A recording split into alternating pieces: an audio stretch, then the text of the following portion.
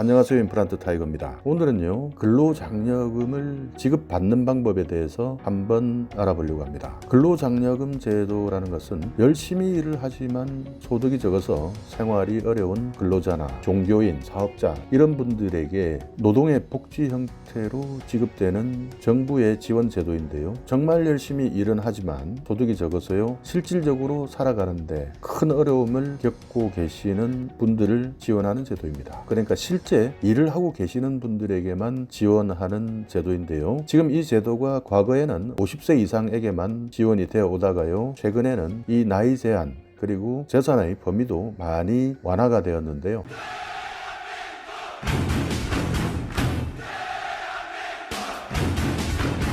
먼저 근로장려금을 신청하기 위해서는요, 단독가구, 헛벌이 가구, 맞벌이 가구 이렇게 거주 요건에 따라서요, 가구원의 구성 요건에 따라서도요 조금씩 달라지기 때문에 이 부분은 분명히 확인을 하시면서 신청을 하셔야 합니다. 근로장려금에서요, 단독가구 같은 경우에는요, 나 혼자 사는 거죠. 그러니까 배우자도 없고 부양 자녀도 없고 부모도 없는 분을 단독가구라고 이야기하는데요, 여기에 해당이 될 경우에는 총소득 금액이 단독가구이면서 2천만 원을 넘지 않아야 합니다. 그리고요, 헛벌이 가구, 그러니까 우리 부부 중에서 둘 중 한 사람만 일하시는 분들은요, 총소득 기준 금액이요 3천만 원을 넘지 않아야 하고요, 맞벌이일 경우에는 총소득 금액이 3,600만 원을 넘지 않아야 근로장려금을 받으실 수가 있습니다. 그리고 여기에다가 재산도요, 땅이나 건물, 자동차, 그리고 예금, 전세 보증금, 보험 이런 것들을 다 포함하는데요. 여기에 모든 재산을 합산했을 때 2억 원을 넘지 않아야 근로장려금을 받을 수가 있습니다. 신청을 하는 것은요, 보통 정기신청기간이라고 있는데요. 정기신청기간은요, 매년 5월 달에 신청을 하시는 것이 정기신청기간이고요. 그리고 기한 후 신청기간이라는 것은요, 시간이 지났을 때 그 해에 6월 1일부터 12월까지 국세청에서 발표하는 시간 내에 신고하시면 되겠습니다. 또 하나 여러분께서 알고 계시면 참고할 만한 좋은 제도는요, 근로장려금 반기 신청 제도라는 것인데요. 기존에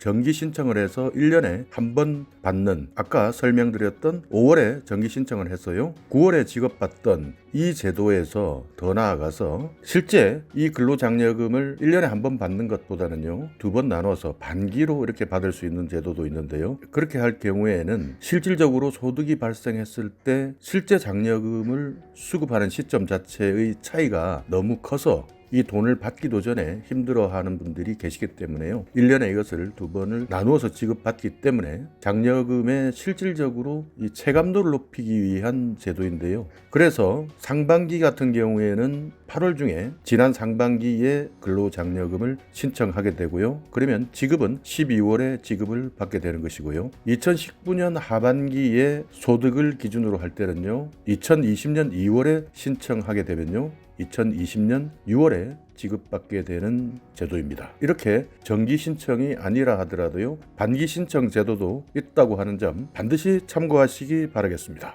신고하는 방법은 모바일을 통해서 신청하는 방법도 있고요, 직접 찾아가시는 방법도 있고, 홈택스 국세청 홈페이지를 통해서 신청하는 방법이 있는데요, 이 부분은 여러분께서 가장 편안한 방법을 택하시면 되겠습니다. 이렇게 근로장려금을 신청을 하면은 그러면 얼마나 받을 수가 있느냐, 계산하는 방법이 상당히 복잡합니다. 그래서요, 단독가구일 경우에는 400만 원이 넘고 900만 원이 채 되지 않을 경우에는 약 150만 원 정도가 지급이 되고요, 900만 원이 넘고 2천만 원이 되지 않을 때는요, 이 금액을 기준에 따라서 계산해서 나오는데요, 이 부분은 여러분께서 간단하게 국세청 홈페이지 보시면요, 계산해보기라고 하는 곳이 있습니다. 여기에서 계산해보기 바로 가기를 눌러서요, 절차에 따라서 입력을 해주시면 여러분께서 받을 수 있는 근로장려금의 금액을 간단하게 확인해 볼 수 있습니다.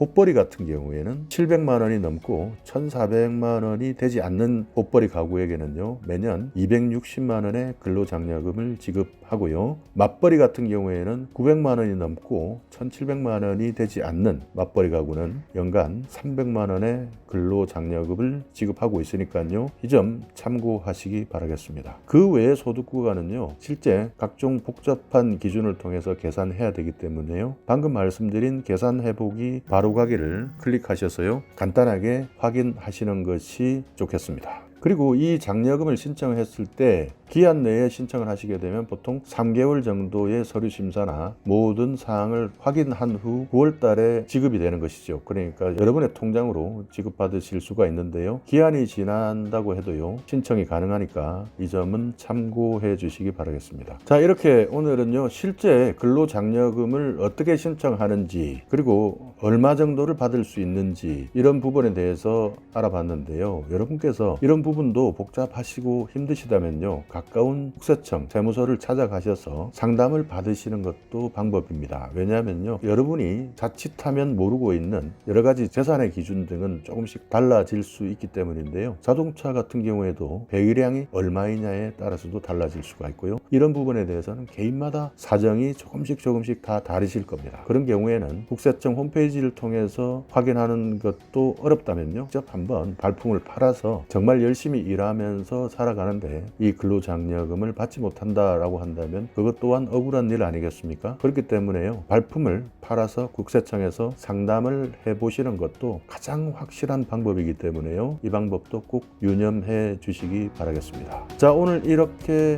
근로장려금 제도 신청 방법 그리고 얼마나 지급받는지에 대해서 알아봤는데요. 오늘 이 영상 여러분께 조금이나마 유익한 정보가 있었다면요. 오늘도 구독 그리고 좋아요 부탁드리겠습니다.